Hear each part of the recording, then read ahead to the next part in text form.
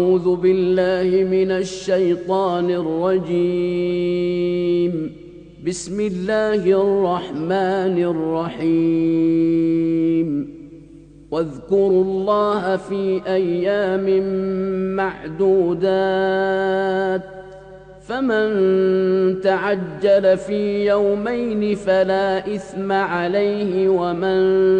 تأخر فلا إثم عليه، لمن اتقى. واتقوا الله واعلموا أنكم إليه تحشرون. ومن الناس من يعجبك قوله في الحياة الدنيا ويشهد الله على ما في قلبه وهو ألد الخصام. وإذا تولى سعى في الأرض ليفسد فيها ويهلك الحرث والنسل، والله لا يحب الفساد. وإذا قيل له اتق الله أخذته العزة بالإثم، فحسبه جهنم ولبئس المهاد. ومن الناس من يشري نفسه ابتغاء مرضات الله، والله رؤوف بالعباد. يا أيها الذين آمنوا ادخلوا في السلم كافة ولا تتبعوا خطوات الشيطان، إنه لكم عدو مبين. فإن زللتم من بعد ما جاءتكم البينات فاعلموا أن الله عزيز حكيم. هل ينظرون إلا أن يأتيهم الله في ظلل من الغمام والملائكة وقضي الأمر، وإلى الله ترجع الأمور. سل بني إسرائيل كم آتيناهم من آية بينة، ومن يبدل نعمة الله من بعد ما جاءته فإن الله شديد العقاب. زين للذين كفروا الحياة الدنيا ويسخرون من الذين آمنوا، والذين اتقوا فوقهم يوم القيامة، والله يرزق من يشاء بغير حساب. كان الناس أمة واحدة فبعث الله النبيين مبشرين ومنذرين وأنزل معهم الكتاب بالحق ليحكم بين الناس فيما اختلفوا فيه، وما اختلف فيه إلا الذين أوتوه من بعد ما جاءتهم البينات بغيا بينهم، فهدى الله الذين آمنوا لما اختلفوا فيه من الحق بإذنه، والله يهدي من يشاء إلى صراط مستقيم. أم حسبتم أن تدخلوا الجنة ولما يأتكم مثل الذين خلوا من قبلكم مستهم البأساء والضراء حتى يقول الرسول والذين آمنوا معه متى نصر الله ألا إن نصر الله قريب يسألونك ماذا ينفقون قل ما أنفقتم من خير فللوالدين والأقربين واليتامى والمساكين وابن السبيل وما تفعلوا من خير فإن الله به عليم كتب عليكم القتال وهو كره لكم وعسى أن تكرهوا شيئا وهو خير لكم وعسى أن تحبوا شيئا وهو شر لكم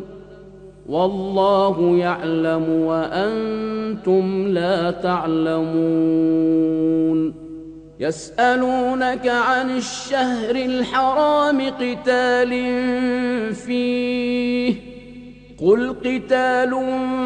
فيه كبير وصد عن سبيل الله وكفر به والمسجد الحرام وإخراج أهله منه أكبر عند الله والفتنة أكبر من القتل ولا يزالون يقاتلونكم حتى يردوكم عن دينكم إن استطاعوا ومن يرتدد منكم عن دينه فيمت وهو كافر فأولئك حبطت أعمالهم في الدنيا والآخرة وأولئك أصحاب النار هم فيها خالدون إن الذين آمنوا والذين هاجروا وجاهدوا في سبيل الله أولئك يرجون رحمة الله والله غفور رحيم يسألونك عن الخمر والميسر قل فيهما إثم كبير ومنافع للناس وإثمهما أكبر من نفعهما ويسألونك ماذا ينفقون قل العفو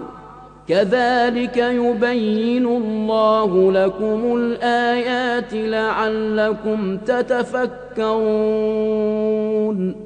في الدنيا والآخرة ويسألونك عن اليتامى قل إصلاح لهم خير وإن تخالطوهم فإخوانكم والله يعلم المفسد من المصلح ولو شاء الله لأعنتكم إن الله عزيز حكيم ولا تنكحوا المشركات حتى يؤمن ولأمة مؤمنة خير من مشركة ولو أعجبتكم ولا تنكحوا المشركين حتى يؤمنوا ولعبد مؤمن خير من مشرك ولو أعجبكم أولئك يدعون إلى النار والله يدعو إلى الجنة والمغفرة بإذنه ويبين آياته للناس لعلهم يتذكرون ويسألونك عن المحيض قل هو أذى فاعتزلوا النساء في المحيض ولا تقربوهن حتى يطهرن فإذا تطهرن فأتوهن من حيث أمركم الله إن الله يحب التوابين ويحب المتطهرين نساؤكم حرث لكم فأتوا حرثكم أنى شئتم وقدموا لأنفسكم واتقوا الله واعلموا أنكم ملاقوه وبشر المؤمنين ولا تجعلوا الله عرضة لأيمانكم أن تبروا وتتقوا وتصلحوا بين الناس والله سميع عليم لا يؤاخذكم الله باللغو في أيمانكم ولكن يؤاخذكم بما كسبت قلوبكم والله غفور حليم للذين يؤلون من نسائهم تربص 4 أشهر فإن فاءوا فإن الله غفور رحيم وإن عزموا الطلاق فإن الله سميع عليم والمطلقات يتربصن بأنفسهن 3 قروء ولا يحل لهن أن يكتمن ما خلق الله في أرحامهن إن كن يؤمن بالله واليوم الآخر وبعولتهن أحق بردهن في ذلك إن أرادوا إصلاحا ولهن مثل الذي عليهن بالمعروف وللرجال عليهن درجة والله عزيز حكيم الطلاق 2 فإمساك بمعروف أو تسريح بإحسان ولا يحل لكم أن تأخذوا مما آتيتموهن شيئا إلا أن يخافا ألا يقيما حدود الله فإن خفتم ألا يقيما حدود الله فلا جناح عليهما فيما افتدت به تلك حدود الله فلا تعتدوها ومن يتعد حدود الله فأولئك هم الظالمون فإن طلقها فلا تحل له من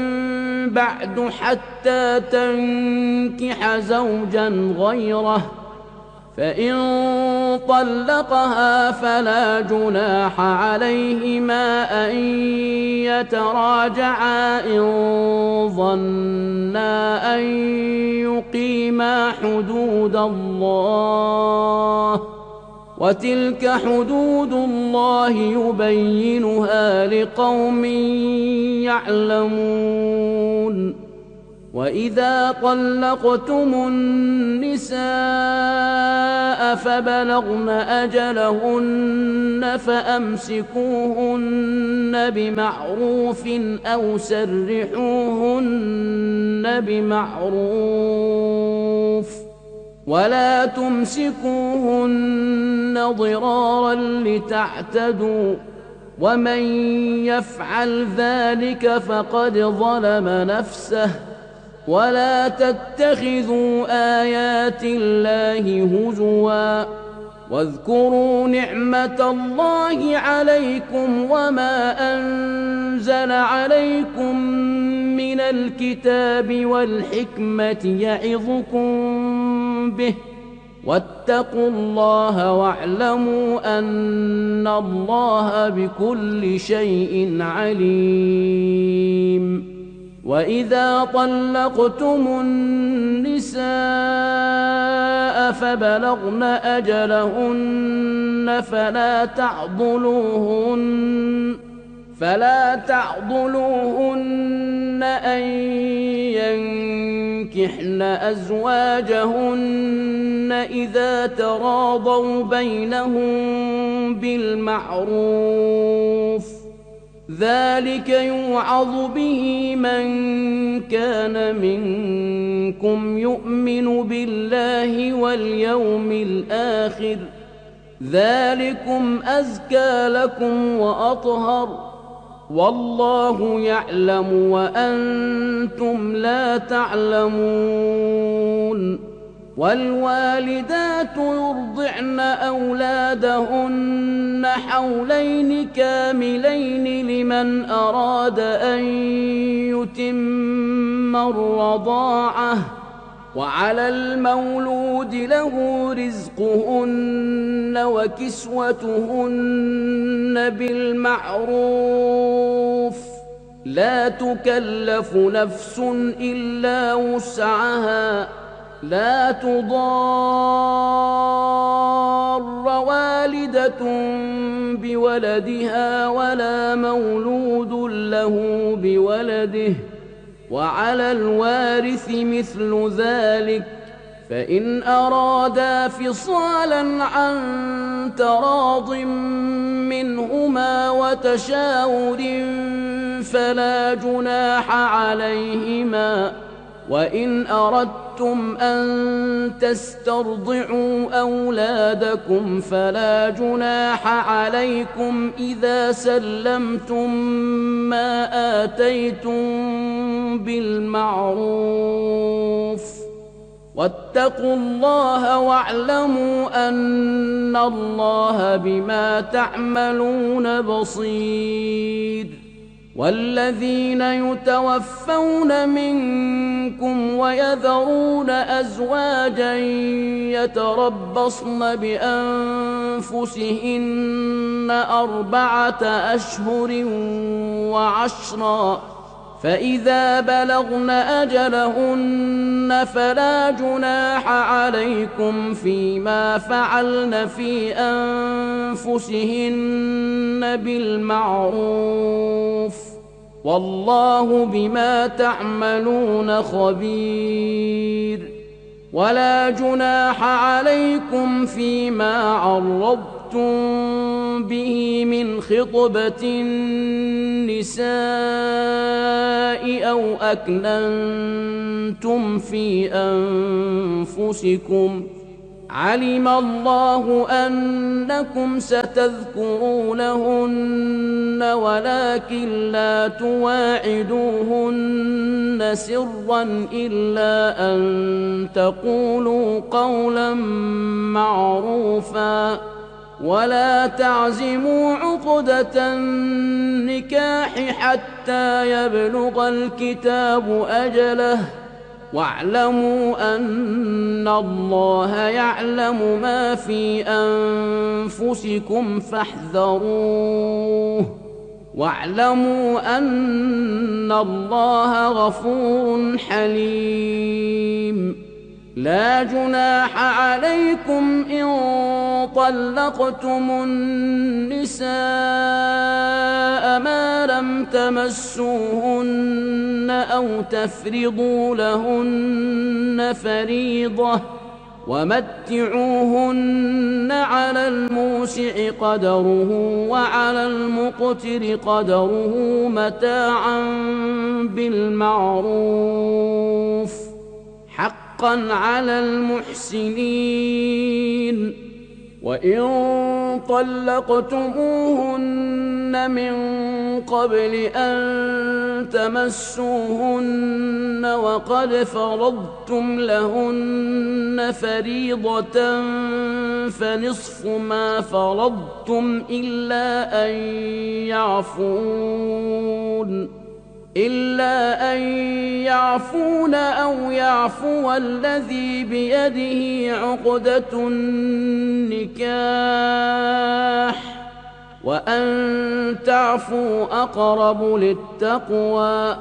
ولا تنسوا الفضل بينكم إن الله بما تعملون بصير حافظوا على الصلوات والصلاة الوسطى وقوموا لله قانتين فإن خفتم فرجالا أو ركبانا فإذا أمنتم فاذكروا الله كما علمكم ما لم تكونوا تعلمون والذين يتوفون منكم ويذرون أزواجا وصية لأزواجهم متاعا إلى الحول غير إخراج فإن خرجن فلا جناح عليكم فيما فعلن في أنفسهن من معروف والله عزيز حكيم وللمطلقات متاع بالمعروف حقا على المتقين كذلك يبين الله لكم آياته لعلكم تعقلون ألم تر إلى الذين خرجوا من ديارهم وهم ألوف حذر الموت فقال لهم الله موتوا ثم أحياهم إن الله لذو فضل على الناس ولكن أكثر الناس لا يشكرون وقاتلوا في سبيل الله واعلموا أن الله سميع عليم من ذا الذي يقرض الله قرضا حسنا فيضاعفه له أضعافا كثيرة والله يقبض ويبسط وإليه ترجعون ألم تر إلى الملأ من بني إسرائيل من بعد موسى إذ قالوا لنبي له ابعث لنا ملكا نقاتل في سبيل الله قال هل عسيتم إن كتب عليكم القتال ألا تقاتلوا قالوا وما لنا ألا نقاتل في سبيل الله وقد أخرجنا من ديارنا وأبنائنا فلما كتب عليهم القتال تولوا إلا قليلا منهم والله عليم بالظالمين وقال لهم نبيهم إن الله قد بعث لكم طالوت ملكا قالوا أنى يكون له الملك علينا ونحن أحق بالملك منه ولم يؤت سعة من المال قال إن الله اصطفاه عليكم وزاده بسطة في العلم والجسم والله يؤتي ملكه من يشاء والله واسع عليم وقال لهم نبيهم إن آية ملكه أن يأتيكم التابوت فيه سكينة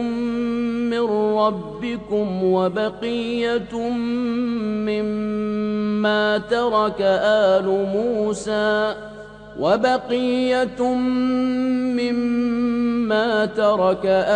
موسى وآل هارون تحمله الملائكة إن في ذلك لآية لكم إن كنتم مؤمنين فلما فصل طالوت بالجنود قال إن الله مبتليكم بنهر فمن شرب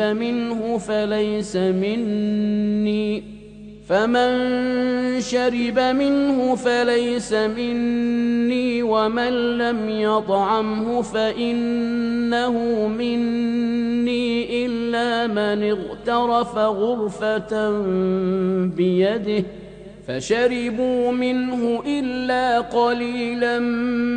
منهم فلما جاوزه هو والذين آمنوا معه قالوا لا طاقة لنا اليوم بجالوت وجنوده قال الذين يظنون أنهم ملاقو الله كم من فئة قليلة غلبت فئة كثيرة بإذن الله والله مع الصابرين ولما برزوا لجالوت وجنوده قالوا ربنا أفرغ علينا صبرا وثبت أقدامنا وانصرنا على القوم الكافرين فهزموهم بإذن الله وقتل داود جالوت وآتاه الله الملك والحكمة وعلمه مما يشاء ولولا دفع الله الناس بعضهم ببعض لفسدت الأرض ولكن الله ذو فضل على العالمين تلك آيات الله نتلوها عليك بالحق وإنك لمن المرسلين تلك الرسل فضلنا بعضهم على بعض منهم من كلم الله ورفع بعضهم درجات وآتينا عيسى ابن مريم البينات وأيدناه بروح القدس ولو شاء الله ما اقتتل الذين من بعدهم من بعد ما جاءتهم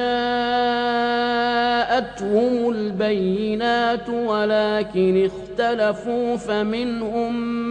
من آمن ومنهم من كفر ولو شاء الله ما اقتتلوا ولكن الله يفعل ما يريد يا أيها الذين آمنوا أنفقوا مما رزقناكم من قبل أن يأتي يوم لا بيع فيه ولا خلة ولا شفاعة والكافرون هم الظالمون الله لا إله إلا هو الحي القيوم لا تأخذه سنة ولا نوم له ما في السماوات وما في الأرض من ذا الذي يشفع عنده إلا بإذنه يعلم ما بين أيديهم وما خلفهم ولا يحيطون بشيء من علمه إلا بما شاء وسع كرسيه السماوات والأرض ولا يؤوده حفظهما وهو العلي العظيم لا إكراه في الدين قد تبين الرشد من الغي فمن يكفر بالطاغوت ويؤمن بالله فقد استمسك بالعروة الوثقى لا انفصام لها والله سميع عليم الله ولي الذين آمنوا يخرجهم من الظلمات إلى النور والذين كفروا أولياؤهم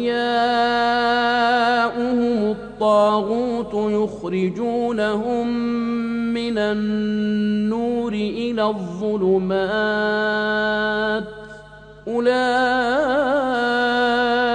أصحاب النار هم فيها خالدون ألم تر إلى الذي حاج إبراهيم في ربه أن آتاه الله الملك إذ قال إبراهيم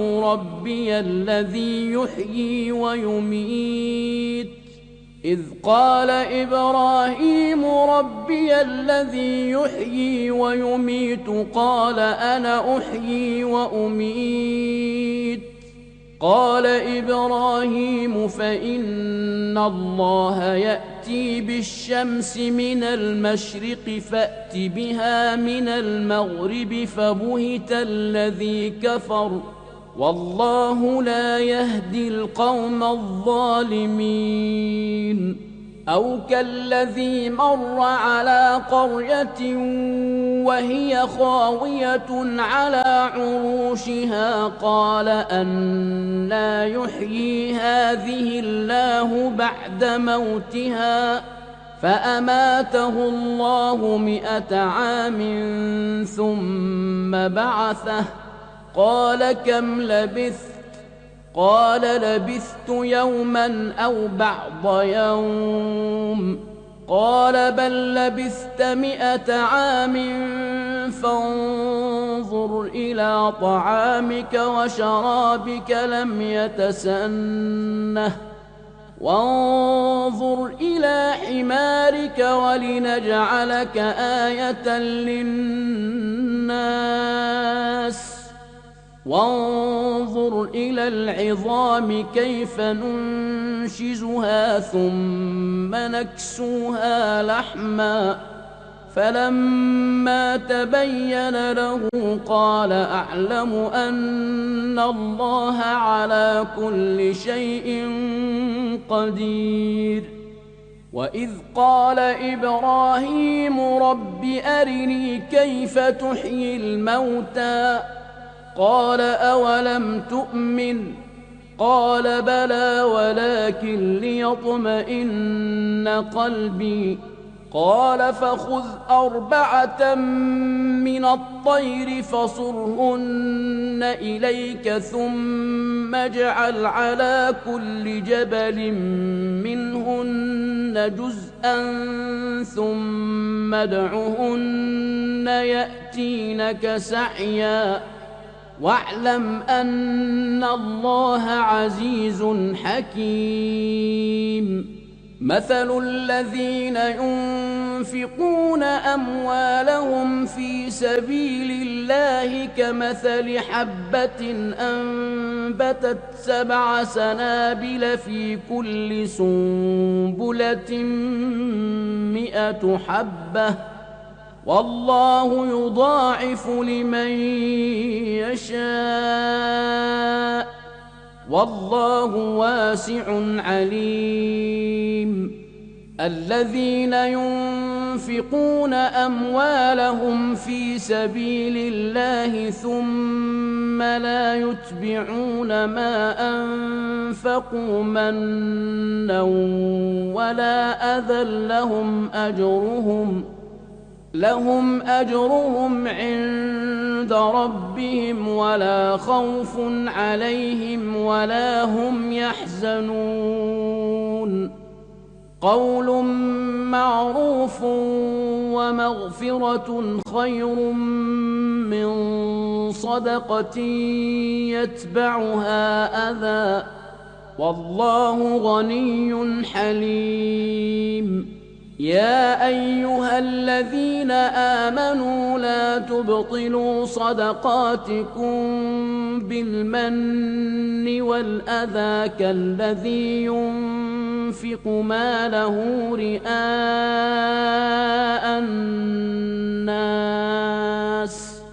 كالذي ينفق ماله رئاء الناس ولا يؤمن بالله واليوم الآخر فمثله كمثل صفوان عليه تراب فأصابه وابل فتركه صلدا لا يقدرون على شيء مما كسبوا والله لا يهدي القوم الكافرين ومثل الذين ينفقون أموالهم ابتغاء مرضات الله وتثبيتا من أنفسهم كمثل جنة بربوة أصابها وابل فآتت أكلها ضعفين فإن لم يصبها وابل فطل والله بما تعملون بصير أيود أحدكم أن تكون له جنة من نخيل وأعناب تجري من تحتها الأنهار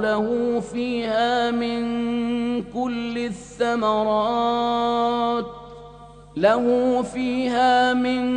كل الثمرات وأصابه الكبر وله ذرية ضعفاء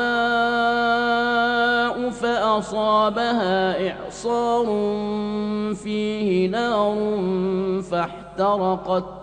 كذلك يبين الله لكم الآيات لعلكم تتفكرون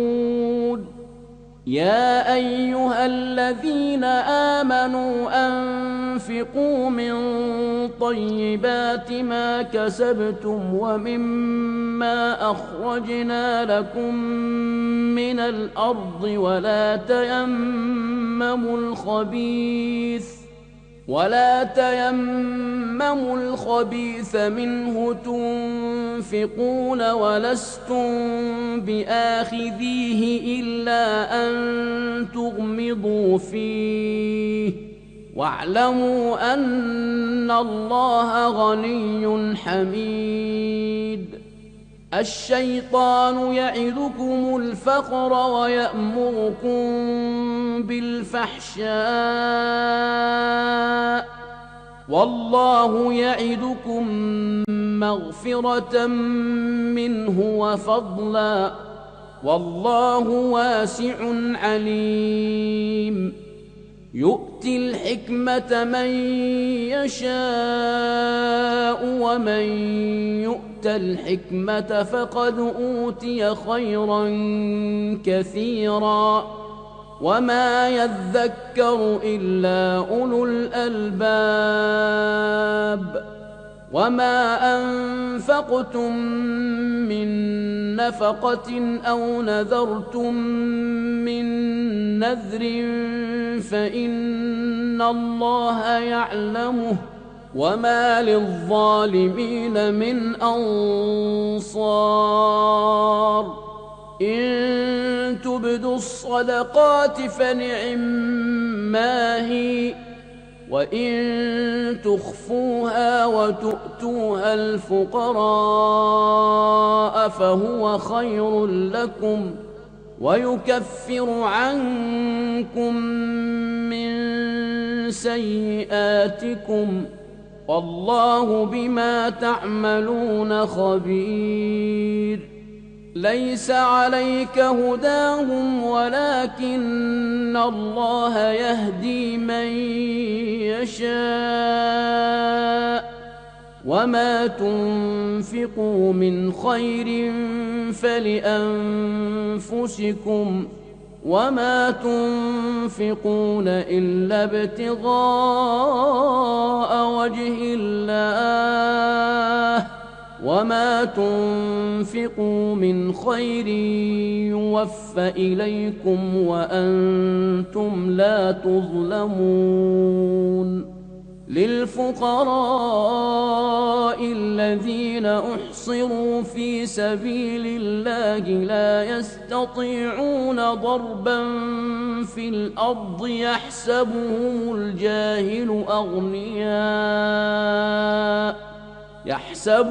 الجاهل أغنياء من التعفف، تعرفهم بسيماهم لا يسألون الناس إلحافا، وما تنفقوا من خير فإن الله به عليم. الذين ينفقون أموالهم بالليل والنهار سرا وعلانية فلهم أجرهم عند ربهم ولا خوف عليهم ولا هم يحزنون. صدق الله العظيم.